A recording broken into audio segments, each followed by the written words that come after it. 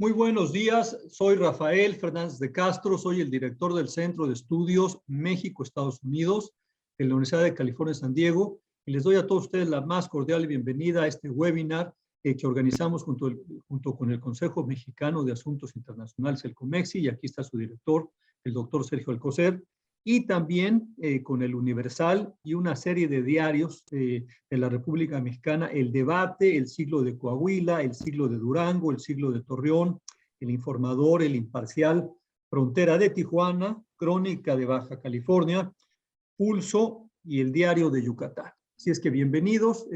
Evidentemente hemos tenido una semana muy especial en la relación México-Estados Unidos, así es que estamos conscientes que hay mucho interés en este webinar. Le paso la palabra al doctor Sergio Alcocer para que le dé la bienvenida a nuestros panelistas y les agradezco enormemente a nuestros panelistas haber aceptado nuestra invitación. Adelante, Sergio, por favor. Muchas gracias, Rafael, y pues muy buenos días tengan todos ustedes. Para mí es un privilegio presentar a este panel de especialistas sobre la relación México-Estados Unidos. Inicio presentando a Beatriz Leisegui, miembro del COMEXI. Beatriz cuenta con 30 años de experiencia profesional en comercio exterior, políticas públicas y temas regulatorios. Ella ha sido subsecretaria de Comercio Exterior en la Secretaría de Economía y ha tenido igualmente participaciones en su momento en la Secretaría de Gobernación, en la Secretaría de Relaciones Exteriores. Ella es egresada de la Escuela Libre de Derecho con una maestría en Asuntos Internacionales por la Universidad de Columbia, Nueva York. Ha sido catedrática en el Instituto Tecnológico Autónomo de México, así como ha participado en diversos foros de difusión, de divulgación sobre los temas de comercio exterior y del Tratado de Libre Comercio. Muy bienvenida, Beatriz, es un privilegio tenerte, muchas gracias. Muchas gracias. Presento al embajador Arturo Sarucán, quien ha sido asesor a lo largo de su muy distinguida trayectoria de los secretarios de Relaciones Exteriores en varias administraciones. El embajador Sarucán fue embajador de México ante el Organismo para la Proscripción de las Armas Nucleares en América Latina y el Caribe. Ha sido cónsul de México en Nueva York, ha sido nuestro embajador en los Estados Unidos. Él es licenciado en Relaciones Internacionales por el Colegio de México, con estudios de Historia en la Universidad Nacional Autónoma de México y una maestría en la Universidad Johns Hopkins en Washington sobre Relaciones Internacionales. Actualmente él es articulista del periódico El Universal, uno de los promotores de esta reunión, de este webinario. Muchas gracias, Arturo. Saludos hasta España. Igualmente doy la bienvenida al ingeniero Jorge Tello, quien es un profundo conocedor de la seguridad en sus ámbitos más amplios. Ha sido consejero de Seguridad Nacional en nuestro país, subsecretario de Gobernación y director general del CISEN, el Centro de Investigación y Seguridad Nacional, en otros cargos dentro del gobierno federal, en donde ha colaborado por 20 años. A nivel estatal, el ingeniero Tello ha coordinado el programa de seguridad pública del Estado de Nuevo León, promoviendo el desarrollo de la Fuerza Civil, que como sabemos fue una iniciativa con resultados muy interesantes, muy prometedores para el Estado de Nuevo León. Ha trabajado para la iniciativa privada, particularmente para el grupo Cemex, en donde ha pues desarrollado diversas iniciativas, particularmente el sistema de inteligencia estratégica, y actualmente es presidente y director general de Madison Inteligencia México, una consultoría internacional especializada en inteligencia estratégica, gestión de riesgos y soluciones integrales de seguridad. Igualmente, Jorge, muy bienvenido, muchas gracias por la oportunidad de tenerte aquí. Y adelante, Rafael. Gracias, Sergio. Quiero insistirles a todos los que nos están escuchando que tenemos un botón de preguntas y respuestas. Así es que, por favor, utilícenlo. Queremos que esto sea lo más interactivo posible y nosotros Sergio y yo vamos a leer sus preguntas a los panelistas y también los panelistas las podrán observar. Yo quisiera empezar pues con la pregunta, como titulamos este webinar, que es ¿resiste la relación entre Biden y AMLO? Y te preguntaré a ti, Arturo Sarucán, embajador Sarucán, ¿el presidente López Obrador cruzó o no una línea roja cuando esta semana en la mañanera amenazó que si Estados Unidos no invitaba a todos, él no vendría, que mandaría a su canciller? ¿Eso no cruzar una línea roja, Arturo? ¿Y qué nos puedes comentar de si resiste la relación diplomática entre México y los Estados Unidos. Sí, ¿qué tal? Buenos días a todos desde quienes nos siguen en México. Es un placer estar con ustedes. Es un enorme gusto estar con ex colegas queridos en este webinar. Es muy pertinente la pregunta, Rafael, porque, es decir, resiste la relación, sí, porque la relación es lo suficientemente importante para el andamiaje político exterior estadounidense. Es en este momento político interno de Estados Unidos crucial para la narrativa política y para la fortuna electoral del Partido Demócrata. Es decir, eso explica por qué desde el arranque de la administración Biden la administración ha tenido una prioridad con México, que es garantizar el apoyo mexicano para contener los flujos de transmigración centroamericana a través del territorio mexicano camino a Estados Unidos. Ahora a menos ya de 6 meses de las elecciones intermedias, con un partido republicano que está alcahueteando el tema, más importante, con toda una serie de actores del partido republicano que están buscando posicionarse a la derecha del partido, que están buscando que no los rebasen otros por la derecha, que están buscando colocarse en la eventualidad de que Donald Trump no buscase la nominación del Partido Republicano en el 2024 para lanzarse ellos. Eso explica el garlito que armó el gobernador de Texas hace unas semanas en la frontera con México, colocando inspecciones secundarias al flujo comercial. Eso explica que un gobernador de Florida, que pues la última vez que yo vi el mapa de la región norteamericana, no está remotamente ni cercano a la frontera con México, pegándole al pandero de la seguridad y a la supuesta invasión que proviene desde México. Y en este sentido, eso explica por qué vinieron Mallorcas y por qué vino Mallorcas, por qué fue el canciller mexicano a reunirse con Mallorcas y con Blinken a Washington, y por qué le llamó el presidente Biden al presidente López Obrador hace unas semanas, porque tanto en la vertiente bilateral propiamente como en la vertiente regional, camino a la Cumbre de las Américas, Estados Unidos quiere colocar este tema en el centro de la agenda. Por estas razones y porque es una relación, a pesar de esos 4 años de profunda disrupción causados por el presidente Trump y por 2 administraciones que de una y de otra manera cayeron en el garlito de Trump, 2 administraciones mexicanas, y el esfuerzo de institucionalización que el presidente Biden, o reinstitucionalización que el presidente Biden ha tratado de inyectar a la relación va a resistir. Eso no quiere decir que sea un buen momento a la relación y que, digamos, si bien tu pregunta central, ¿resiste la relación? Sí, sí resiste. El presidente López Obrador ha cruzado una línea roja, definitivamente la empezó a cruzar cuando hizo público, cosa que no se hace nunca después de una llamada telefónica entre mandatarios, cuando hizo público que le había pedido a Biden invitar a Cuba, Venezuela y a Nicaragua después de esa llamada telefónica de hace 10 días, 2 semanas, pero peor tantito cuando sale a declararlo, a presentarle un ultimátum, un fait accompli al presidente Biden. Eso no se hace entre vecinos, no se hace con tu principal socio comercial, no se hace con la principal relación diplomática de México y no se hace con un tema que el Partido Republicano va a usar para sacarle raja político-electoral ante la administración, ante el presidente Biden. Es decir, hoy por hoy, entre el posicionamiento del presidente, más no necesariamente la Cancillería, pero ciertamente el presidente López Obrador, con el tema de la invasión rusa a Ucrania, con este ultimátum con respecto a la Cumbre de las Américas, hay un par de preguntas que están flotando en el aire hoy en Washington. La primera ¿es México realmente un copartícipe de un sistema internacional basado en reglas, en la observación del derecho internacional, en apuntalar la democracia liberal, en apuntalar los derechos humanos, la democracia o no? Y la segunda pregunta, que es la más peligrosa ya en este momento, es, pues, el presidente López Obrador es un aliado de Trump y de Putin.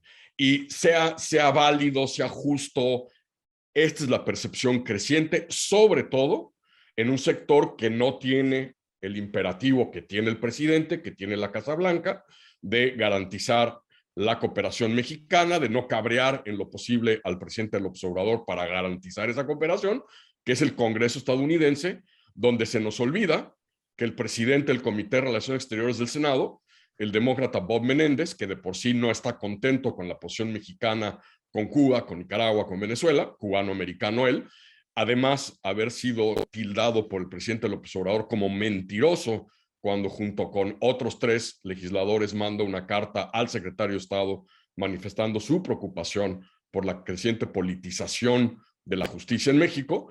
Ahí sí, en el Congreso estadounidense las lecturas son maniqueas, si tú quieres, quizá poco refinadas, quizá sin entender el pleno contexto con el cual el presidente López Obrador se está posicionando con estos temas, pero esa es la tesitura que hoy por hoy existe y efectivamente a ojos de muchos observadores en Washington, Rafael, esta semana México ha cruzado, el presidente López Obrador ha cruzado una línea roja.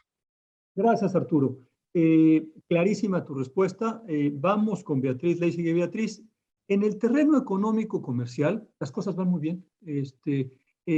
Resiste la relación México-Estados Unidos, es decir, la secretaria Cloutier nos anunciaba hace 2 meses que México volvió a ser el socio comercial número 1 de los Estados Unidos. Esto quiere decir que está fluyendo el comercio. ¿Cómo ven las cosas? ¿Resiste la relación? ¿Lo político va a afectar a lo económico? ¿Cómo vamos en la instrumentación del nuevo tratado del TEMEC? Tu micrófono. Sucede siempre esto. Sí, sí, bueno, pues primero que nada, Rafael, agradecerte mucho y a tu equipo de haber organizado este evento tan oportunamente y al Sergio Alcocer, el presidente de Comexi, por la invitación y por moderar este panel. Me da también un gusto enorme compartir este espacio con colegas y amigos que conozco desde hace mucho tiempo y que respeto tanto. Respecto a tu pregunta, Rafael, creo que sí resiste sin duda la relación económica, la relación Biden-AMLO y México-Estados Unidos por la relación económica que tenemos, la gran interdependencia que tenemos como socios naturales, socios en comercio y socios en producción. Pero respecto, digamos, a la reflexión que hacíamos, yo quisiera referirme a una plática que tuvimos hace un par de días, muchos de los que estamos aquí, en donde reflexionábamos de la relación comercial y la perspectiva de si se ha visto afectado o no en el último año. Y me llamó mucho la atención, gran parte de los que estábamos, yo era creo que la única que estaba en México y mi opinión no fue muy favorable. Creo que fui muy poco optimista o muy negativa cuando acabó la llamada. Y entonces quisiera yo en estos primeros minutos que nos das referirme con más optimismo a cuáles son los vientos que veo favorables, 5 vientos favorables que pudieran llevar a la embarcación mexicana y a la de Estados Unidos a un buen puerto y más que nada a un puerto común, que es lo que todos buscamos. El primer viento a favor que veo es la tendencia mundial de acortar las cadenas productivas. Es decir, de migrar de un comercio global a tratar de producir más localmente, lo que se le conoce como onshore en la jerga, o bien producir regionalmente con países cercanos o vecinos, el nearshore, o más recientemente el concepto de producir con los países aliados, con los que se tiene afinidad en la parte de democracia y de sistema económico, que se le ha denominado ally shoring. La prolongada guerra comercial entre Estados Unidos y China, la pandemia, la afectación por las cadenas productivas por el tema de la pandemia, en donde faltaron insumos esenciales, la mayor conciencia para hacer frente al cambio climático, la guerra entre Rusia y Ucrania ha acentuado esta tendencia. Y considero que México debe de aprovechar su vecindad con Estados Unidos y su sociedad en producción para ser percibido como uno de sus principales y imprescindibles aliados estratégicos, que en esta semana hemos visto, por lo que ha descrito Arturo, que vamos en sentido contrario. El segundo viento a favor es la amenaza que representa para Estados Unidos una mayor presencia de Rusia y China en el continente americano. Por lo que sí se ha visto en diferentes comparecencias de funcionarios de Estados Unidos en fechas recientes, la necesidad que tiene Estados Unidos urgente de recuperar su liderazgo en la región. El ganarse la credibilidad como líder implica poner, como dicen nuestros socios, nuestros vecinos del norte, the money where the mouth is. Eso es decir, que se traduce en poner el dinero en la boca, en donde está la boca, que en términos prácticos se reduce a mayor cooperación económica y apertura e integración comercial con los vecinos del continente. El tercer viento a favor es la mayor presión migratoria que enfrenta Estados Unidos de Centroamérica y América Latina en general, por los estragos de la pandemia, de la guerra reciente, entre muchos otros problemas. Y lo que tienen intención de hacer y que debemos de aprovechar es la intención de atacar los problemas de raíz. Es decir, poner recursos, que ya han anunciado que lo harán, no sé si son suficientes o no, para crear empleos, producción, exportaciones, inversión en el sureste, en el caso de México, que la atañe, en el sureste de México y en Centroamérica. Y ya hay métricas, ya hay objetivos muy precisos que quieren cumplir con eso, coordinados por el USAID. El cuarto viento es a favor, es que existe entre México y Estados Unidos, como lo mencionaba Rafa, un tratado de libre comercio de nueva generación, el TEMEC, que contempla mecanismos de diálogo y de solución de controversias renovados y mejorados. Y que recientemente, y así lo mencionó Arturo, además se han rehabilitado ciertas instancias de diálogo que se habían visto suspendidas completamente por diálogo a alto nivel, a nivel jefes de Estado y a nivel ministros, por la presidencia de Trump. Entonces, aquí esas reuniones son fundamentales para que se ponga a trabajar a los equipos, se dé seguimiento puntual y regular a las prioridades establecidas conjuntamente por los líderes. Y quinto y último, viento a favor que voy a mencionar, es que el sector privado de los dos países hoy en día se encuentran mejor organizados y con mayor comunicación. Eso derivado de la amenaza del presidente Trump de denunciar el Tratado de Libre Comercio de América del Norte y la intención del sector privado, cuando vieron amenazado eso, de ponerse de acuerdo para encontrar y dar la solución a un acuerdo sustituto que atendiera las preocupaciones del presidente Trump, pero que conservando, y muy importante, yo creo que es el valor principal del TEMEC, que preservó las medidas y las reglas del juego que dieron por 25 años certidumbre a los actores económicos. Me gustaría ya en el otro segmento referirme a otros vientos que, como se señalaron aquí, no son favorables. Incluso yo diría que hasta en grado de huracán estamos viendo y que espero. Extraordinario, Beatriz, una síntesis clarísima. Resiste, hay instituciones, hay intereses, no todos son los gobiernos.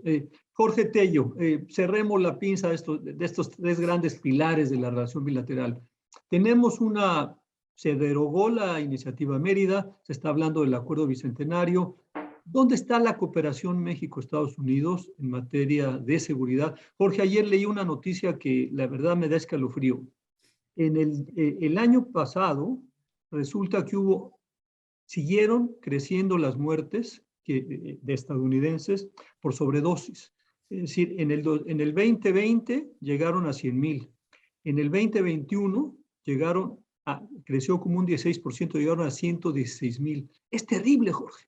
Y la mayor tiene que ver con el fentanilo. Entonces, algo está funcionando. En México hay una crisis de seguridad enorme, una crisis de violencia enorme, pero en los Estados Unidos hay una crisis de drogadicción y de sobredosis enorme. ¿Cómo están las cosas, Jorge? ¿Estamos cooperando? ¿Resiste la relación? Porque se ve que al menos se nota menos ambición en el terreno de seguridad. Adelante, Jorge, por favor. Gracias, Rafa, y buenos días a todos. Buenas noches a Arturo. A mí me da muchísimo gusto, es un honor estar con todos ustedes. Yo quiero agradecer al Centro de Estudios México-Estados Unidos de la Universidad de California, San Diego, pero también a ti, Sergio, por el COMEXI. Yo soy miembro del COMEXI hace muchos años, ahí lo quiero resaltar yo también. Me encantaba oír los buenos vientos de Beatriz. Lástima de tu final, Beatriz. Quería yo terminar con buen aire para poder empezar a hablar de seguridad, que desgraciadamente está mucho más pegado a los huracanes de los que estás hablando, que seguramente son otros temas, y que tienen que ver con todo lo que ya describió Arturo de entrada. La verdad es que cuando empecé a hacer mis notas a raíz de tu convocatoria, no me acordé del acuerdo bicentenario. Por eso, porque prácticamente no lo veo que exista.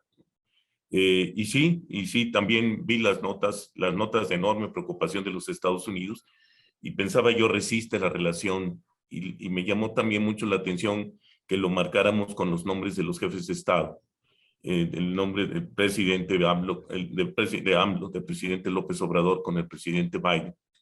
Y pensaba yo empezar diciendo, pues el problema de toda la relación México-Estados Unidos es siempre hablar de la gran asimetría. Y esta asimetría, en el caso de la seguridad, implica también porque tenemos que reconocer la institucionalidad, la fortaleza institucional en los Estados Unidos y la debilidad institucional en México. ¿Va a resistir la relación con enorme fortaleza de las instituciones americanas, con nuestra preocupación, con nuestra enorme interdependencia, con nuestro interés recíproco? Además, en una agenda complicadísima para los dos países que compartimos. El problema es cuál es el enfoque. Recientemente, Javier Treviño escribe un artículo sobre la seguridad nacional y México en medio, porque dice, presionado por los problemas de la seguridad nacional de los Estados Unidos en su frontera, pero de la visión de los Estados Unidos para Centroamérica y la presión en la frontera sur para México.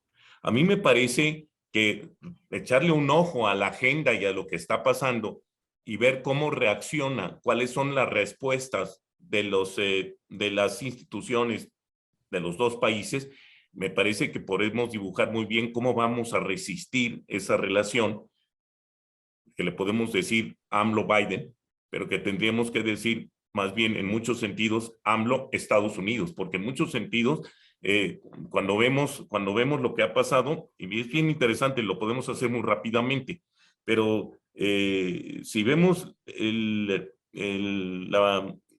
la comparecencia de los generales en marzo ante el Senado de los Estados Unidos, donde plantean su preocupación de la penetración de China y Rusia a América Latina, el Caribe, México por supuesto, pero la gran preocupación del avance del crimen transnacional, esto es el crimen que atraviese fronteras, y cómo pone en riesgo eso a la seguridad nacional de los Estados Unidos.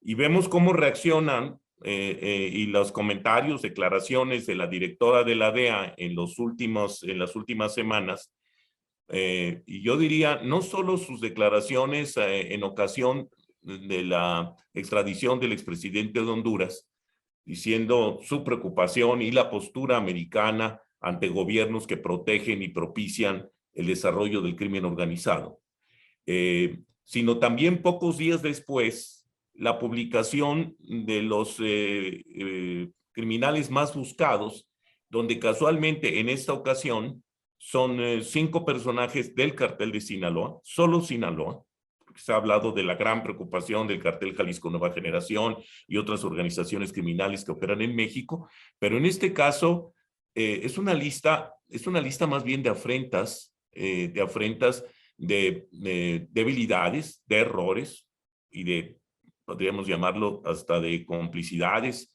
o de percepciones de complicidades del gobiernos, por hablar de los estatales y del federal de México, y empieza número 1 con Caro Quintero, que siempre se cuestionó su liberación, sigue con el Mayo Zambada y siguen con los hijos del Chapo, y son puros nombres de puro Sinaloa, pero que te podría decir que tendrían otro mensaje. Se acaba de volver a hablar mucho de la cancelación del grupo especial de la Policía Federal dedicada precisamente a los temas de narcotráfico y colaboración con los Estados Unidos. Y apenas esta semana se habló simplemente se le pidió el hangar donde estaba el avión, el King Air, que tuvo siempre en apoyo logístico el personal de la DEA en México, que estaba en Toluca y que esta semana tuvo que salir a Texas. Parecería entonces que estamos desmantelando los esquemas de colaboración. Ya hablaba de las posturas y las preocupaciones en el Congreso de los Estados Unidos, el propio Arturo, pero este es el ambiente general. Este es el ambiente general, y si vemos la agenda que tenemos que enfrentar, que sí, estamos hablando de un año especialmente sensible, político para el presidente Biden, y por eso también la lógica de la manera en que presentamos el foro, pero la agenda es extraordinariamente complicada. México ocupa, solo para marcar en la parte del crimen transnacional, hoy ocupa el 4º lugar en este índice internacional que maneja. El crimen transnacional es aquel que cruza las fronteras. Y está la trata de personas, está el lavado de dinero, está, por supuesto, el narcotráfico, pero son aquellos crímenes que pueden vulnerar las fronteras de los vecinos. Y México está antes más preocupante que Uganda, solo después que Colombia y otros 2 países que no vienen al caso. El tema es cuál es la postura de México, porque nosotros estamos viendo un enorme problema, un problema de cuál es nuestra estrategia. Estamos en reconstrucción de instituciones porque está desmantelada, no existe más la Policía Federal, pero la Guardia Nacional como una nueva respuesta desmantelada y en construcción. Todavía este mes tomó el control de las carreteras, pero los resultados son los que están acusando las estadísticas, no solo en los temas de la afectación por el consumo y la libertad, la libertad para los productores del fentanilo. La verdad es que es toda una recomposición de los mercados por los ajustes de la demanda, una sobreproducción o congestionamiento no solo de la marihuana, sino también de la cocaína, porque los mercados estaban demandando cosas distintas, lo que por supuesto han asfixiado a los mercados locales en México.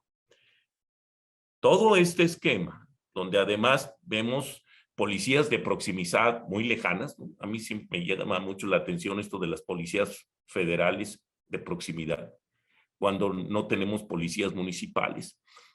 Y cuando vemos esfuerzos estatales muy aislados, y sin embargo con evidencias de que pueden ser muy efectivos, como es el caso de Coahuila, que ha tenido números muy efectivos, trabajando muy de cerca con el ejército, y efectivamente cosas que llaman brutalmente la atención, que por razones que también se explicaron aquí, son los acuerdos de los gobernadores del norte de México con el gobernador de Texas, y la enorme preocupación y sorpresa de encontrarnos que el gobierno de Nuevo León anuncia que va a formar una policía estatal fronteriza. ¿De qué frontera está hablando? Porque Nuevo León no tiene frontera, la frontera es del Estado mexicano. Este es el escenario. ¿Y cuál es la política de gobierno mexicano? Lo que pasa es que el gobierno parece que no queda clara cuál es la política de gobierno, porque parece que es un gobierno de política. Y en términos de seguridad, las relaciones institucionales toman preeminencia cuando se trata de las amenazas a riesgos de seguridad de los Estados Unidos en este caso. A mí me parece que el futuro es muy incierto. Me parece que hay un reloj sonando donde los comentarios y las preocupaciones de impunidad generados, pero no solo eso, de las insinuaciones que se han hecho y algunos temas donde sin haber información privilegiada, pero hay información pública que da lugar a pensar mal, y estoy refiriéndome a las elecciones estatales del año pasado y cómo se comportaron, y no solo los testimonios en la parte operativa, sino otros elementos en los estados del Golfo que parecerían muy preocupantes, que casualmente coinciden con toda la zona de influencia del cártel de Sinaloa. Gracias, Jorge. Sergio, ¿quieres leer algunas preguntas? ¿Quieres Sí. Hay muchas preguntas en el Universal. Si me permite, Sergio, a través del Facebook nos hace una pregunta. ¿Ven ustedes en el amago de AMLO no asistir a la cumbre una estrategia más de política interior que de política exterior? Adelante, Sergio. Gracias. Yo quisiera una comentario, pregunta, sobre todo dirigido, creo yo, a Arturo. Se ha hablado mucho de la migración y mencionaba correctamente el término transmigración de América Central. Sin embargo, si uno revisa los números en las últimas semanas al menos, la migración de Guatemala, Honduras y El Salvador es muy, muy menor. Y si bien es estacional, como sabemos, y seguramente crecerá en las próximas semanas y meses, la mayor parte de la migración en este momento proviene de México. Y bueno, pues podemos especular las razones de esa migración. Ya lo mencionaba Jorge, por una falta de seguridad en el país que puede expulsar. Por otro lado, quizá falta de oportunidades económicas, que también es un elemento que expulsa. Pero en México únicamente se habla de la migración de América Central y no hemos interiorizado el tema de la migración de mexicanos hacia Estados Unidos. ¿Se ha ya interiorizado este tema? ¿Cómo se percibe en Washington? Porque me parece que se puede cambiar el equilibrio de esa manija que aparentemente tiene el presidente López Obrador de controlar la migración, cuando ahora pues es el control de la migración mexicana hacia Estados Unidos. Pero me gustaría tu apreciación, Arturo, sobre el tema. Sí, sí, sin duda es un fenómeno que se viene registrando en los últimos 2 años, Sergio. A partir del 2020, curioso, coincide con la falta de estímulos económicos para mitigar los efectos sociales y económicos de la pandemia. En parte también coincide con patrones de violencia, pero sobre todo creo es una expresión directa de la manera en que el gobierno federal mexicano decidió confrontar con el presupuesto, con la política de estímulos, con el gasto, los efectos que la pandemia ha tenido económicos y sociales en el país. Hay un brinco muy importante que no habíamos visto en 15 años de migración mexicana a Estados Unidos. Esto está perfectamente radiografiado y procesado en Estados Unidos, es decir, hay claridad de que ya no es solo la transmigración centroamericana, haitiana y cubana, que es la que además ahora quizá más nos está inquietando. En parte eso fue el acuerdo derivado de la visita del canciller Ebrard a Washington, el que México recibiese a nicaragüenses y a cubanos deportados para poderlos desde territorio mexicano, pues por la debilidad estructural de las relaciones diplomáticas en este momento entre Estados Unidos y Cuba y Estados Unidos y Nicaragua, que México sea, digamos, el punto de repatriación de migrantes que Estados Unidos les regresa a territorio nacional. Esto efectivamente no puede, está cambiando la manera de analizar y de entender lo que se le pide al gobierno mexicano en materia de controles migratorios, porque además quiero ver el momento en donde haya videos, escenas, historias, narrativa de mexicanos que han sido detenidos por la Guardia Nacional al tratar de cruzar a territorio estadounidense. Entonces, esto está muy radiografiado en Estados Unidos. Es una de las razones más por las cuales el tema migratorio, a pesar de que hacia finales del año pasado la administración Biden empezó un poco a abrir el abanico al relanzar el diálogo económico a alto nivel, al relanzar el diálogo en materia de seguridad, al relanzar la cumbre de líderes de Norteamérica, al empezar a presionar en temas en los que habían sido relativamente prudentes, por lo menos en público, vinculados con los temas de disputas o potenciales disputas comerciales, como todo el tema energético al amparo del TEMEC. Pero ahora, pues con la elección en puerto otra vez, todo se está volviendo a focalizar en el tema migratorio y efectivamente hay un ingrediente adicional que no estaba el año pasado, cuando Biden empezó a pedirle al observador que continuara con el apoyo con los esfuerzos mexicanos por detener esos flujos, que es este muy importante incremento que estamos registrando nuevamente de varones mexicanos sin familia, sin hijos, que están cruzando de manera indocumentada hacia Estados Unidos, y el brinco es muy, muy notable desde el 2020 a la fecha. Muchas gracias, Arturo. Le haré algunas preguntas que nos formulan, particularmente Francisco Tenorio, hablando sobre, nos pregunta cuáles son las perspectivas sobre la relación en torno a los temas ambientales.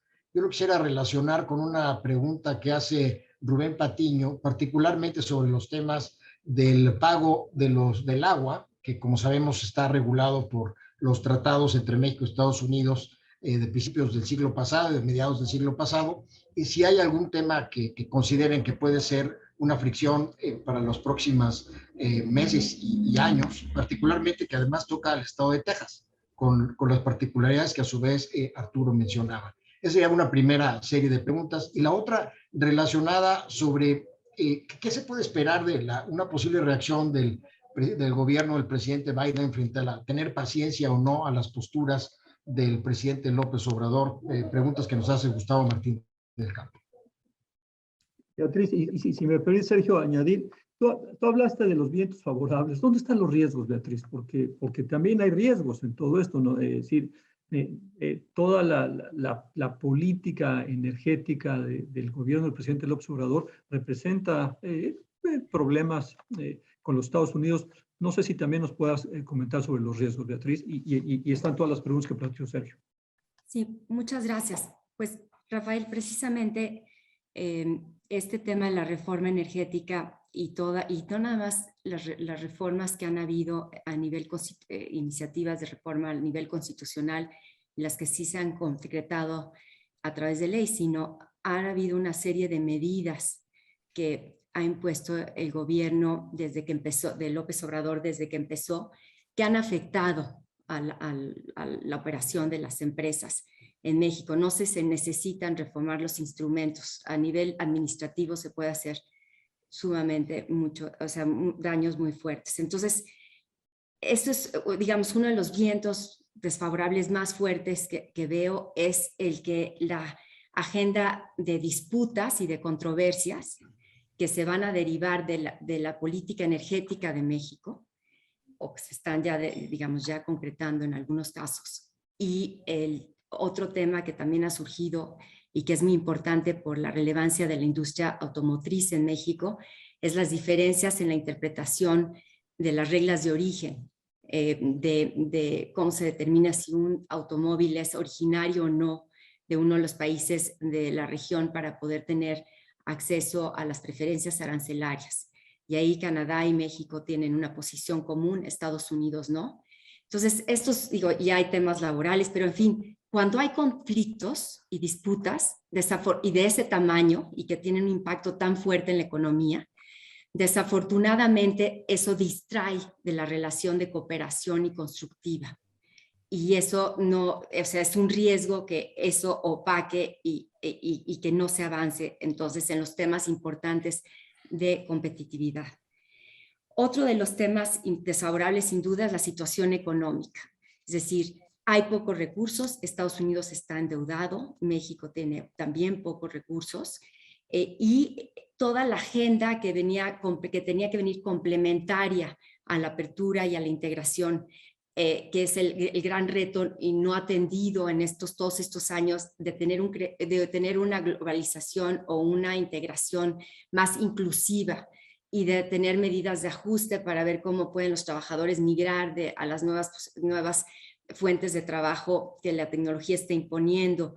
En fin, todos esos programas y dinero y recursos que tienen que estar para que las pymes participen más, para que las regiones que no se han visto favorecidas también participen de esos beneficios, pues no están ahí. Y eso tampoco es positivo. El tercer viento, el otro viento que yo veo también desfavorable es la cuestión de que Estados Unidos tiene muchas otras prioridades, como generalmente las ha tenido. Tiene sus elecciones intermedias que vienen. En fin, tiene la guerra en Ucrania, con Ucrania, Rusia. Tiene muchos distractores que hacen que México y Canadá sean relegados a pesar de la importancia que tienen como socios estratégicos. Pero yo diría, Rafael, que lo más importante, y es lo que se ha puesto en evidencia aquí en esta llamada, es la diferencia en visiones que tienen los dos líderes. Que eso es fundamental. Tienen diferencias respecto y esto se responde a la pregunta que se hacía respecto al cambio climático y al tema energético. No tienen la misma visión de la necesidad de integrar los mercados energéticos, no tienen la misma visión respecto a la necesidad de tener una transición energética rápida que implica sustituir de manera acelerada las fuentes de energía fósiles por las de energía renovable. y cumplir con los compromisos y ser más ambiciosos con los compromisos de cambio climático del Acuerdo de París. No tienen una posición común frente a la guerra Ucrania-Rusia. Estados Unidos hubiera esperado que México adoptara medidas, aunque hubieran sido simbólicas contra Rusia. Y lo de el Cumbre de las Américas que ya comentó Arturo, pues claramente pone a México en otra posición de no aliado, de estar con los países que tienen claramente un sistema político diferente y prioridades diferentes y un sistema, modelo económico también que diverge mucho de lo que Estados Unidos está pensando. Entonces, esos, digamos, son los vientos desfavorables que en la conversación que tuvimos reciente, Rafael, yo veo que pueden llevarnos a no a ese puerto común que queremos estar, nuestros dos embarcaciones, ¿no? Esos son los riesgos tan grandes que yo veo. Sergio. Micrófono. Sobre cuál será la posición del gobierno estadounidense frente a los planteamientos del gobierno mexicano. Y hay una pregunta que hace Cristian Villacana: ¿cuál es la postura o cómo ve el gobierno de Estados Unidos la estrategia de combate al narcotráfico por parte de México, en la cual no se repelen los ataques, se amenaza, se pierde la libertad y se mata elementos de la Guardia Nacional? ¿Cuál sería una opinión sobre esto? Quizá Jorge, por favor. Yo diría que además, siempre en materia de seguridad, los estados van a defender sus intereses y que la colaboración es cuando los intereses se suman. Y a mí me parece que México y los Estados Unidos tienen muchos intereses en común. Y cuando hablamos de la seguridad de los Estados Unidos y de la seguridad de México, estamos hablando también de la seguridad de la región. Por supuesto, podemos hablar del muro, y el muro todos sabemos aquí que tiene una lógica política, probablemente en materia de seguridad pueda tener implicaciones de control fronterizo, pero significa nada en materia de seguridad, de seguridad regional y también de seguridad nacional, tanto para los Estados Unidos como para México. La respuesta tiene que ser de colaboración. Me tocó en Suerta participar y ver la extraordinaria potencia que se tiene cuando se trabaja en conjunto y se colabora. A nosotros nos conviene trabajar con los Estados Unidos por los intereses de México, que es la misma razón por la que le interesa a los Estados Unidos trabajar con México.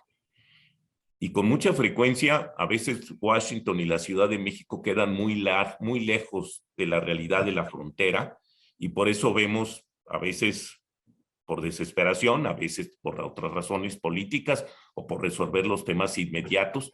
Otra vez es un tema de lenguaje, de comunicación, pero con mucha frecuencia el desencuentro se da por la visión estratégica versus la visión operativa.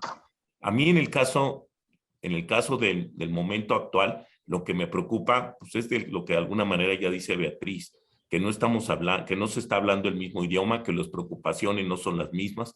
El presidente mexicano ha dicho que la mejor política exterior es la interior.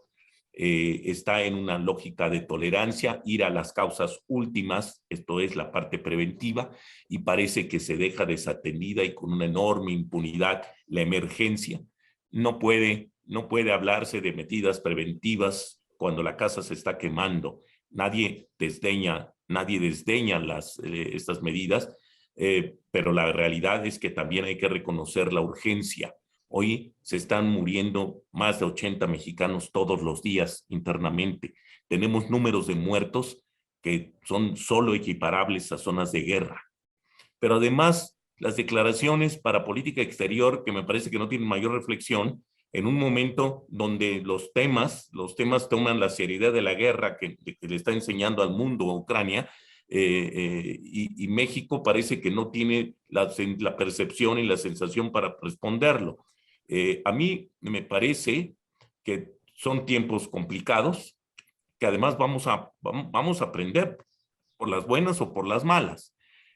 A mí, me parece espeluznante, me parece de caricatura estos comentarios que que llegó a verbalizar el presidente Trump y que hoy revela su exsecretario de la Defensa, diciendo que si hablaba de que si lanzaba misiles a México para destruir los talleres, cuando todos sabemos que hay muchos mecanismos. La verdad es que si me dicen, les preocupa que entonces vengan los Marines a invadan y crucen la frontera, me parece que podemos hablar de operativos y de realidades, pero más bien me preocupa lo que ya comentaba alguien, la Guardia Nacional trabajando y haciendo trabajos con intereses que son cuestionables y son intereses mexicanos de primer orden, porque los mecanismos son así. ¿Vamos a cooperar? Sí, vamos a cooperar y vamos a colaborar. O sea, el punto central es que ojalá sea por los intereses de México. Los mejores resultados que hemos tenido siempre es cuando trabajamos juntos. Cuando Nuevo León tuvo éxito fue porque estaba trabajando la ciudadanía, los empresarios, el gobierno estatal con el gobierno federal. Lo mismo pasó en Ciudad Juárez y lo mismo pasó en Tijuana. ¿Podemos hacerlo? Sí. ¿Vamos a hacerlo? Me preocupa mucho las señales encontradas, estos mensajes que confunden del mensaje ayer del presidente, donde parece que impulsa la impunidad. Por supuesto, nadie está en contra del respeto y del cuidado de los derechos humanos, pero del momento en que estamos dando mensajes que hoy en la mañana ya se discutían, eso preocupa, ¿no? Preocupan las declaraciones del embajador de China en México, hablando de este plan maestro global que está proponiendo China, y habla de la nueva Guerra Fría. El embajador de China en México, en la televisión nacional. Esos son los temas que son preocupantes. Yo sí veo vientos huracanados que finalmente nos llevarán a lo que queremos todos, que es trabajar juntos. Yo creo que esto que subraya Jorge es muy importante porque es algo que a veces no acaba de aquilatarse y de procesarse bien. Cuando México y Estados Unidos trabajan sinérgicamente en la lucha contra el crimen organizado, en la infraestructura fronteriza, en el manejo del agua, lo hicimos con el río Colorado, una de las razones por las cuales hoy, a diferencia del río Bravo, no tenemos los problemas que de todas maneras se nos vienen por los patrones de sequía que estamos viendo en California. Rafael, tú los ves de manera muy directa donde vives. Es decir, cuando hicimos sinergia para resolver de manera inteligente, con visión de futuro, el tema del río Colorado, eso nulificó ese frente de contención con Estados Unidos que no logramos desactivar en el río Bravo. Cuando trabajamos de manera sinérgica en la región, cuando entendemos que más allá de la simetría real de poder que hay entre México y Estados Unidos, tenemos convergencias regionales, globales, bilaterales, reales, y que cuando bajo esa premisa trabajamos juntos, efectivamente abonamos nuestras agendas respectivas, eso no acaba de entenderse, parece persistir. Ya lo vimos con Trump, lo estamos viendo con este gobierno mexicano. Hay una especie de visión de que la relación con Estados Unidos es una especie de suma cero. Lo que obtiene uno pierde el otro y viceversa. Y no es así, no ha operado. Es decir, sí puedes operar así, pero cuando operas así, pues tienes los resultados que estás teniendo hoy en la relación bilateral, en donde pues, la relación bilateral no se va a colapsar porque hay afortunadamente la administración que hay hoy en Washington y no es la de Trump, pero es una administración que va a poner a la relación entre México y Estados Unidos en piloto automático. Y piloto automático en momentos en donde además México, convirtiéndose nuevamente en el primer socio comercial de Estados Unidos, con las brutales oportunidades y sinergias que hay por lo que es, amén de lo que está ocurriendo en Europa del Este, el recalibramiento estratégico más importante de Estados Unidos desde el fin de la Segunda Guerra, de la Guerra Fría, que es la relación con China, donde México y Estados Unidos jugamos un papel esencial en el éxito de esa recalibración. Cuando frente a Bolsonaro y su vandalismo diplomático en la región, donde él no va a ir porque sencillamente le cae mal Biden, México desaprovechando ese espacio para convertirse, además del primer socio comercial de Estados Unidos, en el primer socio estratégico de Estados Unidos en el continente americano. Entonces, esta palabra que utilizó Jorge de sinergia no es un concepto, es decir, no es un concepto menor, ni es nada más un recurso retórico. Sergio, yo no resisto a reaccionar a lo que está diciendo Arturo. Arturo, a mí me preocupa enormemente, digamos, dos cosas del presidente López Obrador.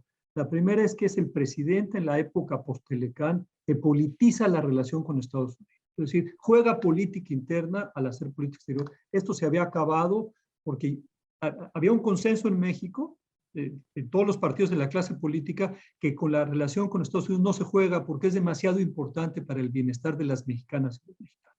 Así es, y el último presidente, y el último presidente que más o menos lo hizo, nunca con este grado de retar públicamente un presidente de los Estados Unidos, como acaba de ser el presidente López Obrador, fue López Portillo, que le tenía un enorme desprecio a Jimmy Carter, lo detestaba, y entonces un poco esta misma dinámica, pero sin siquiera llegar al punto al que ha llegado esta semana el presidente López Obrador, de ponerle un ultimátum público a quien debería ser su colega y su contraparte internacional más importante, porque además, Rafa, hay una cosa que a pesar de todo lo que estamos diciendo, Andrés Manuel López Obrador sí entiende, porque en algún momento entre el 2006 y el 2018 tuvo un momento de iluminación en el camino a Damasco, donde se dio cuenta que el Telecán sí era importante para el bienestar de los mexicanos. Entonces, es decir, hay una frase que ustedes conocen muy bien en Estados Unidos, que es que no hay manera de traducirla al castellano, que es you can't have your cake and eat it too. Es decir, no puedes blindar la importancia de una relación comercial si le estás pegando al pandero político a la relación un día sí y un día no. Sergio. Retomando la idea que mencionaba Jorge de trabajar juntos, pues, recientemente vimos este acuerdo entre los gobiernos fronterizos sin que hubiese una participación del gobierno federal, pues la lectura en los Estados Unidos debe ser de un absoluto caos. Y esto lo hemos vivido cuando el gobierno mexicano se fragmenta, pues el gobierno estadounidense no solamente cae en un cierto desconcierto, sino también hay un aprovechamiento de intereses en menoscabo de las posiciones mexicanas. Yo creo que hay una debilidad adicional que hemos mostrado como país, el fragmentarnos, en no tener una posición en común, el gobierno federal con los gobiernos estatales, los gobiernos de la frontera, que además son los que enfrentan directamente la relación todos los días en términos comerciales, de cruce de personas, etcétera, etcétera. Entonces, creo que además ahí hay un punto rojo que me parece que valdría la pena señalar. Un tema que creo que está ahí sobre la agenda es qué va a pasar con la cumbre que se ha planteado por parte del presidente Biden. ¿Se celebrará o no se va a celebrar? Vemos qué gana Estados Unidos con la cumbre, qué lleva Estados Unidos a la cumbre, realmente tiene algo que presentar Estados Unidos, ha ofrecido ayuda para la América Central, Guatemala, Honduras, El Salvador, realmente no ha llegado esa ayuda. ¿Por qué es relevante este mecanismo para la región, para México? El presidente Lula será reelecto seguramente y él se va a convertir en el líder de la región, no va a ser el presidente López Obrador. Entonces, estamos todavía en una condición en donde, como señor Arturo, México está dejando pasar una posibilidad interesante de convertir ese liderazgo en algo favorable para México y para toda la región de América Latina.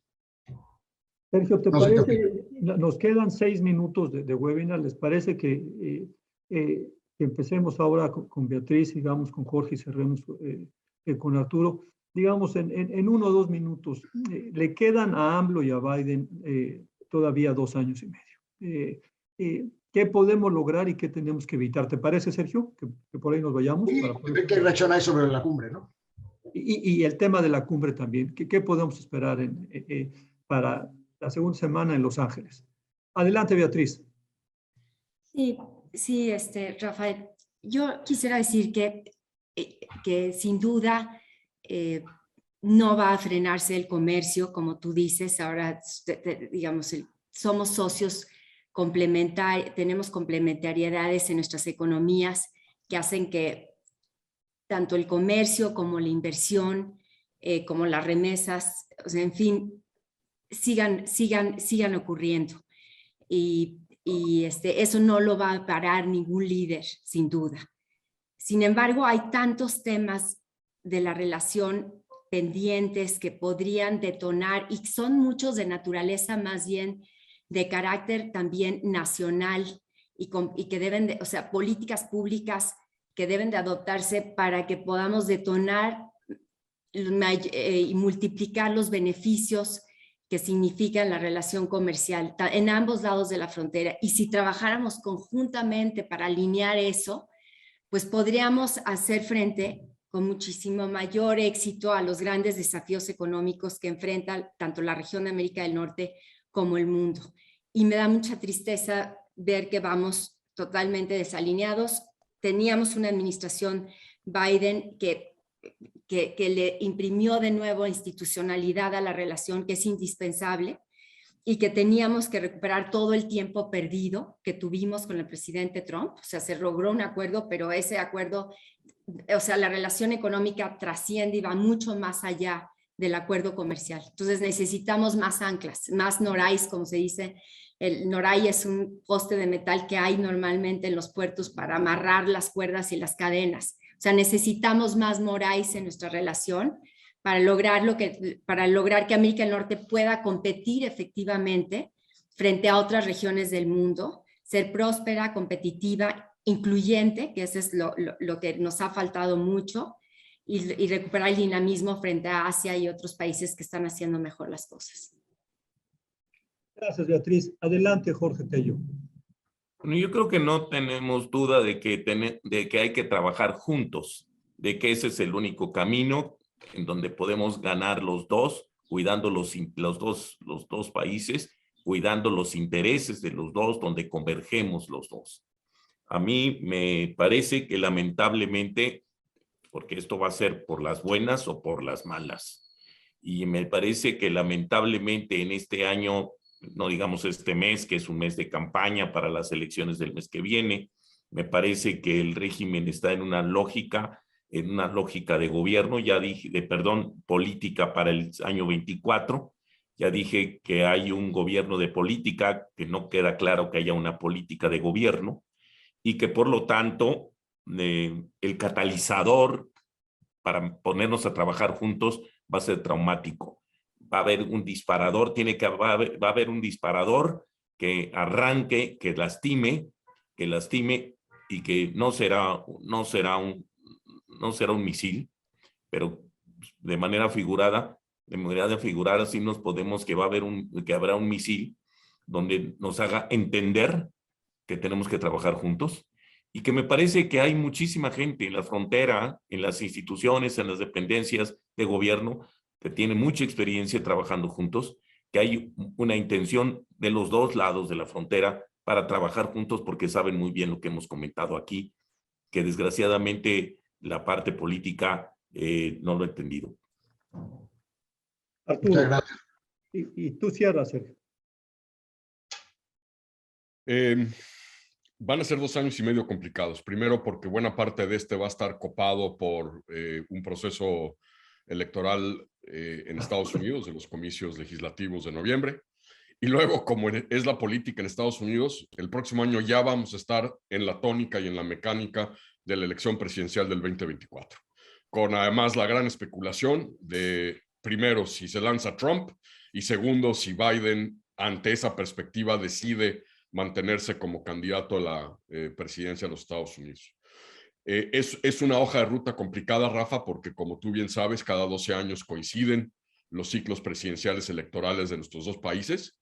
En el 2024 vamos a tener elecciones presidenciales en México y en Estados Unidos, con todos los riesgos que eso implica en términos de la narrativa y de la política electoral de los dos lados de la frontera, en momentos además donde uno de esos candidatos pudiese ser, o precandidatos, pudiese ser alguien que precisamente en el 2016 hizo de su campaña un golpeteo de México como parte central de su agenda.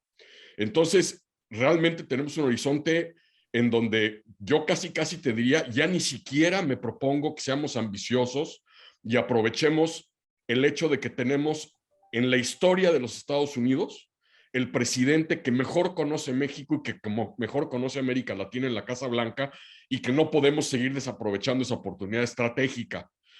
Yo te diría que casi nuestro juego de aquí a los próximos 2 años es cómo blindamos lo que ya tenemos, lo que Biden ha logrado reinstitucionalizar, como dice Jorge, cruzando los dedos de que no haya ese misil diplomático, burocrático, que force la máquina de la relación, porque yo creo que está a punto de llegar en distintas vertientes, y que pensemos cómo protegemos lo que se ha logrado más o menos rescatar estos últimos 4 años, es decir, los 4 años de Biden, cara a un momento de enorme volatilidad y potencial peligro, que va a ser una elección presidencial coincidental en ambos lados de la frontera en el 2024.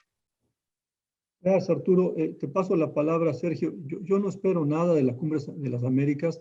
No han hecho mucho y esta ha sido, la verdad, las cosas está muy mal organizada, está tardemente organizada, está pobremente organizada. Adelante, Sergio, tú cierras y me da mucho gusto hacer estos webinars con el Comexi y con el Universal y toda esta cadena de diarios, el Debate, el Siglo de Coahuila, el Siglo de Durango, el Siglo de Torreón, el Informador, el Imparcial, Frontera de Tijuana, la Crónica de Baja California, Pulso y el Diario de Yucatán. Adelante, doctor Alcocer. Muchas gracias, Rafael, y de nuevo gracias a Beatriz, Jorge, Arturo por sus interesantes comentarios. Sin lugar a dudas, una relación con enormes retos y claroscuros. Creo que será interesante conocer y ver cuál es el desempeño que tienen las cancillerías de ambos países en los próximos meses, tratando de llevar una relación que no ha sido, como se ha señalado, fácil. Me parece que esperemos ver por parte del Departamento de Estado un mayor conocimiento de la relación en general sobre América Latina, que creo que esta débil y pobre organización de la cumbre señala que no hay mucho conocimiento de lo que es propiamente la región, y eso espero que se traduzca en un mejor conocimiento de la relación con México y llevar igualmente la relación. Y por parte de la Cancillería, pues que hemos visto que tratan de enmendar lo que desde Palacio Nacional se expresa. Entonces, creo que será importante ver cuál es el rol de estas dos cancillerías, tratando de llevar el buque, como ha mencionado Beatriz, a un buen término, y pues tratar de que si hay algún misil sean los menores y los más pequeños posibles. Pero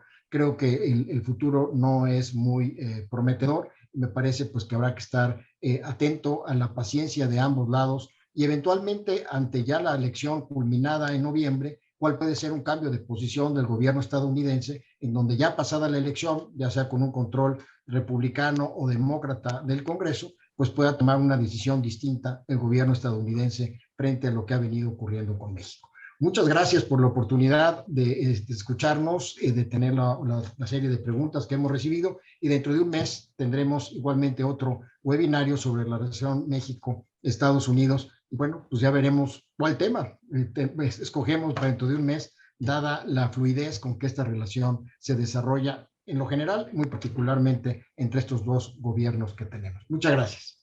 Gracias a todos y afortunadamente los temas sobran. Gracias, Beatriz. Gracias. Gracias, Sergio. Un gran abrazo. Gracias a todos por acompañarnos. Gracias, saludos.